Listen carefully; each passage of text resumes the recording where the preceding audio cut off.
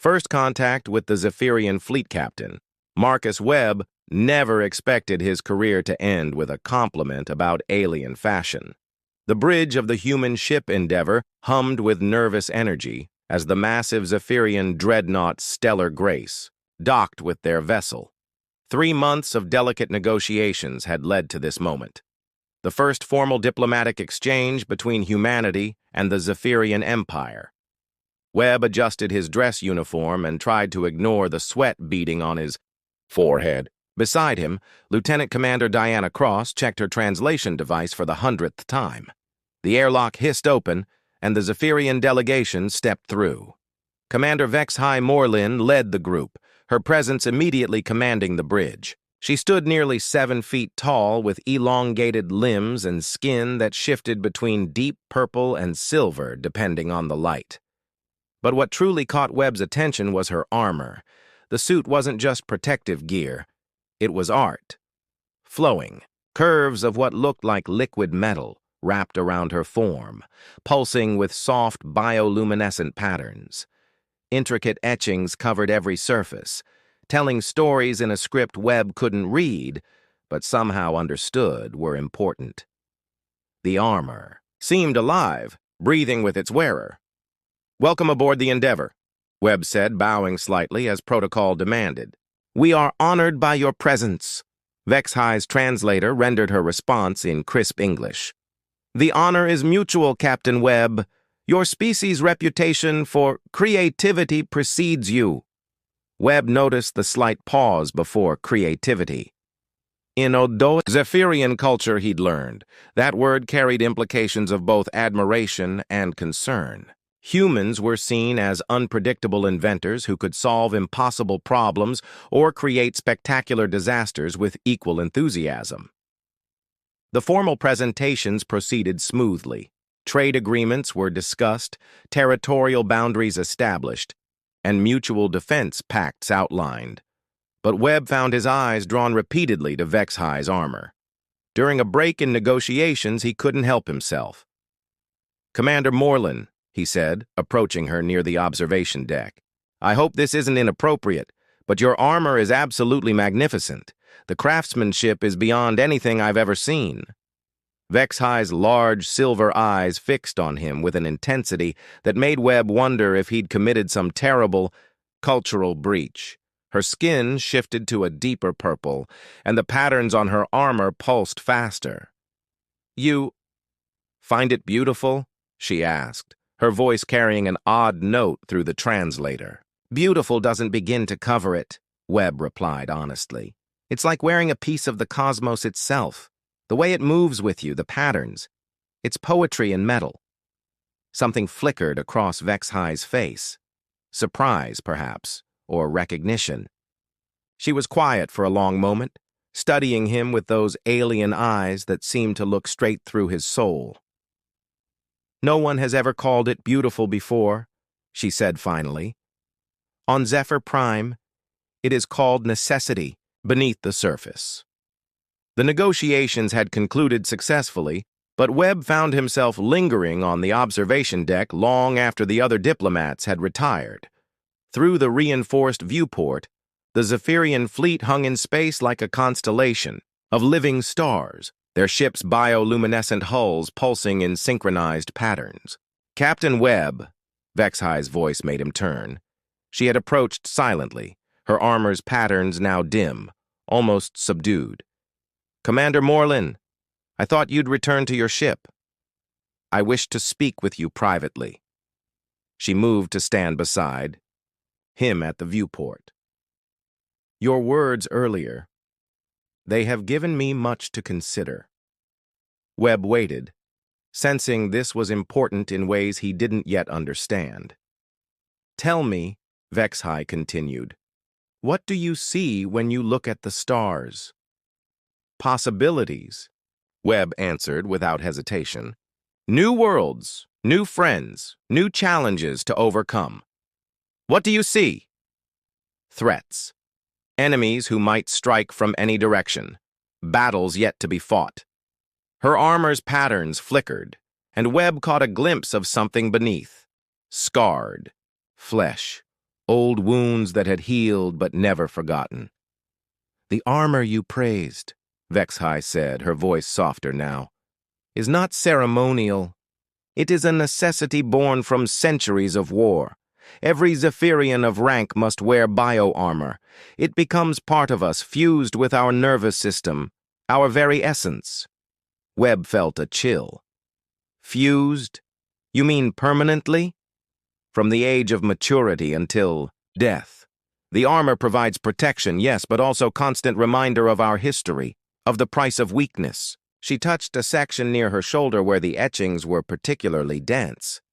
"These patterns you called poetry, they are battle records. Each mark represents a conflict survived, a friend lost, an enemy defeated." "My God," Webb breathed. "I had no idea. I'm sorry if my comments were—" "No." Vexhai turned to face him fully. "You spoke of beauty where I have only known burden. You saw art where I have only seen necessity. For the first time in my adult life, I looked at my armor through different eyes." The silence stretched between them, filled with the weight of revelation. Webb thought of his own scars, the knife wound from a bar fight on Titan, the burn mark. From an engineering accident during his first command, hidden beneath his uniform, private reminders of lessons learned. "May I ask you something?" Webb said carefully. Vexhai nodded. "If the armor is permanent, how do you remember who you are underneath it all?" Her silver eyes widened slightly, and the patterns on her armor pulsed once, brightly. That is a question no one has ever asked me before. I'm sorry, I didn't mean to. In our culture, we do not speak of the person beneath the armor. The armor becomes the person. But you praise the armor for its beauty, not its function. You saw it as expression, not just protection." Webb nodded slowly. "On Earth, we have a saying, the clothes don't make the man, but maybe sometimes they help tell his story." Vexhai was quiet for a long moment, her gaze distant. When she spoke again, her voice carried a weight that made Webb's chest tighten. "Captain Webb, there is something I must show you." The revelation scars. Tell stories. What happened next would haunt Webb's dreams for years to come. Not from horror, but from the profound intimacy of trust offered by an alien warrior who had never known vulnerability.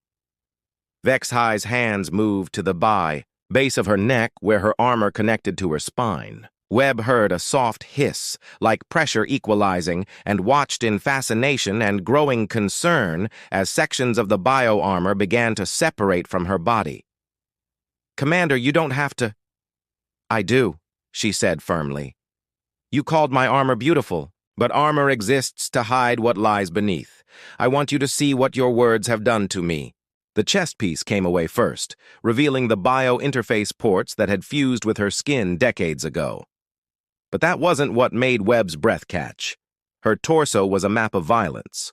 Burn scars from plasma weapons, surgical scars from field operations, and strange geometric patterns that looked almost ritualistic. "The Zorthak Wars," she said, indicating a cluster of marks along her ribs. "I was barely past maturity. My first command. I lost 3/4 of my fleet." Her voice remained steady, professional, but Webb could see the cost of each memory, in the way her shoulders tensed. This, she touched a long scar that curved from her shoulder to her collarbone, was from the Battle of Kepler's Rest. A human mining colony, actually. We arrived too late to prevent the orbital bombardment, but not too late to evacuate the survivors. Webb's heart clenched. "I remember that battle. I was just a lieutenant then, serving on a rescue frigate. We pulled families out of the debris for weeks." Vexhai's eyes met his, and something passed between them, a shared understanding of loss, of the weight of command, of the lives that depended on their decisions. "You were there," she said. Not a question, but a statement of recognition. Different, Sides of the same tragedy, Webb replied. We saved who we could. She continued removing armor pieces, each revealing new constellations of damage. Webb realized that what he had admired as beautiful artwork was actually a catalog of pain, a permanent record of every battle, every loss, every moment when death had come close enough to leave its mark.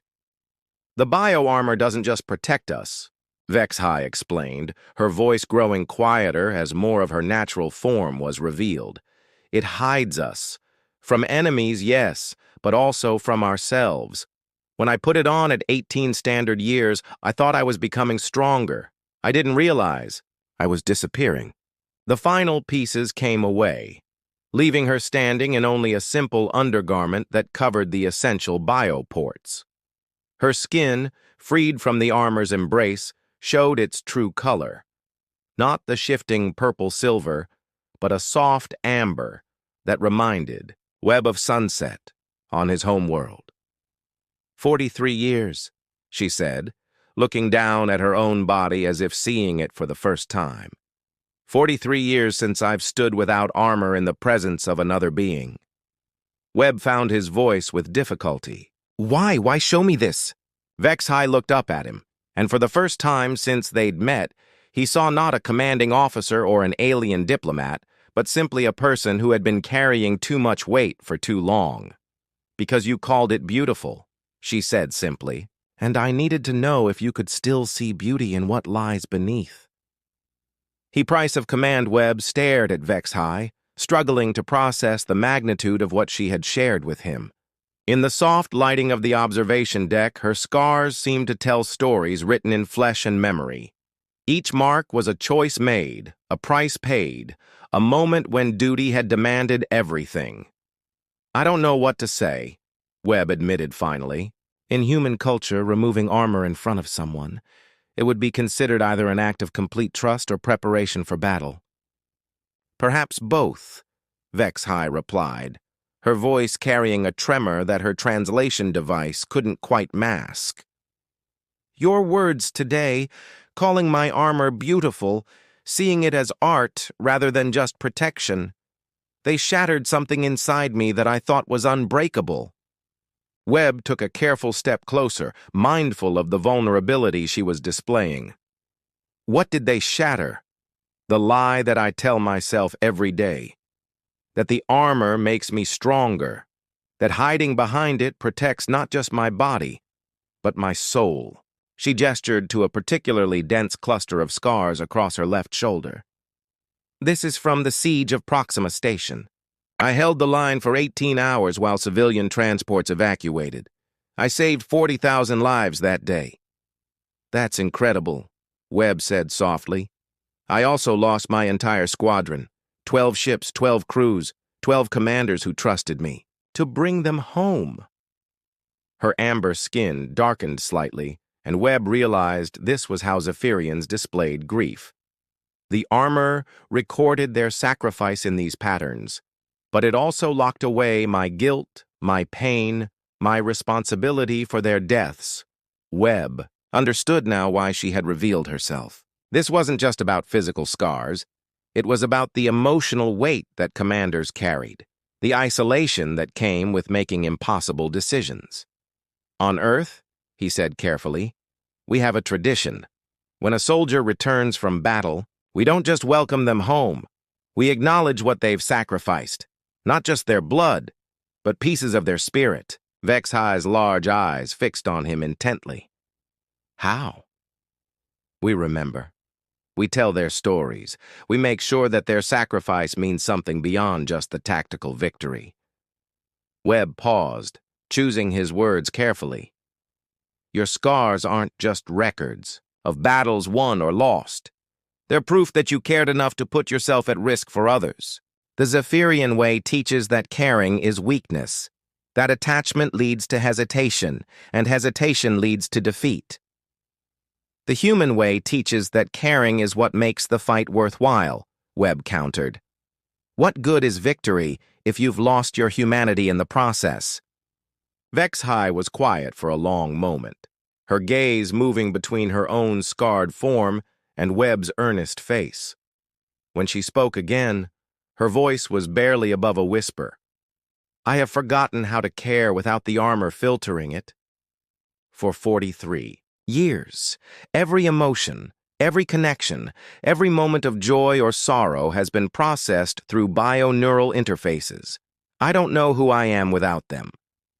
Webb felt a profound sadness wash over him. He thought of his own moments of doubt, the nights when command decisions kept him awake, the faces of crew members he'd lost over the years. But he'd always had his humanity to return to, his ability to feel the full weight of his choices. Maybe, he said gently. That's why you removed the armor, not to show me your scars, but to remember that you're still in there, underneath all that protection. Vex-High's skin shifted to a lighter shade, and Webb caught what might have been the Zephyrian equivalent of a smile. Your species continues to surprise me, Captain Webb. When our intelligence reports described humans as dangerously creative, I assumed it referred to your weapons and tactics. What do you think now? I think perhaps your greatest weapon is your ability to see beauty in broken things. Beyond the armor, the observation deck had become a sanctuary of sorts, a place where two beings from different worlds had found common ground in shared scars and mutual understanding. Vex-High began the slow process of reattaching her bio-armor, each piece clicking into place with soft mechanical whispers. Will you tell your superiors about this? She asked, as the chest piece sealed against her skin. Webb considered the question carefully. The diplomatic implications were staggering. A Zephyrian commander had revealed state secrets, shown vulnerability that their culture would consider treasonous weakness. But more than that, she had trusted him with her true self. I'll tell them that Commander Vex-High Morlin is a warrior who understands the cost of command, he said finally. That the Zephyrian Empire has leaders who care about more than just tactical victories. That our alliance has a foundation built on more than just mutual convenience. And the rest? The rest is between us. Your choice to share it, my privilege to witness it. Vex-High paused in her armor attachment, her silver eyes meeting his. In Zephyrian culture, such trust creates what we call Kathesh, a bond deeper than friendship, stronger than duty. It means that from this moment forward, your battles are my battles, your victories are my victories. Webb felt the weight of those words, understanding that something fundamental had shifted between their species. In human culture, we call that brotherhood, or sisterhood in your case. Perhaps, Vex-High said, securing the final piece of her armor, our two species are not so different after all. As the bio-armor completed its integration, the familiar patterns returned to her skin, but Webb noticed something different. The harsh, militaristic lines had softened somehow, and new patterns had emerged, flowing, organic designs that spoke of growth rather than just survival. Your armor, he said, fascinated. It's changed. Vex-High looked down at herself, surprise flickering across her features. The bio-neural interface responds to psychological states. Perhaps it reflects not just our battles, but our growth. So when you removed it, when you chose to be vulnerable, it recorded that too. Not as weakness, but as a different kind of strength. She touched one of the new patterns, a spiral design that seemed to pulse with gentle light. Strength. Enough to trust. Strength enough to hope. Webb smiled, feeling a warmth in his chest that had nothing to do with the ship's environmental systems. In trying to complement alien armor, he had accidentally discovered something far more valuable. Proof that beneath all their differences, all their conflicts and misunderstandings, the various species of the galaxy shared the same fundamental needs for connection, understanding, and hope. Commander, he said formally, I believe this alliance is going to be more successful than either of our governments imagined. I believe you are correct, Captain. though perhaps for reasons they did not anticipate. As Vexa High prepared to return to her ship, she paused at the airlock entrance. "Captain Webb, when you write your report about today's negotiations, you may include that the Zephyrian Empire is committed to this alliance not just strategically, but personally. And you can tell your superiors that humanity doesn't just seek powerful allies, we seek friends." The airlock sealed behind her, but Webb remained at the observation deck long after the Zephyrian fleet had departed. Looking out at the stars, he no longer saw just possibilities or threats. He saw connections waiting to be made, stories waiting to be shared, and the promise that even in the vast darkness of space, no one had to carry their burdens alone. The alliance between humanity and the Zephyrian Empire would indeed prove successful, built on a foundation that no treaty could capture. The simple recognition that strength sometimes came not from armor, but from the courage to remove it.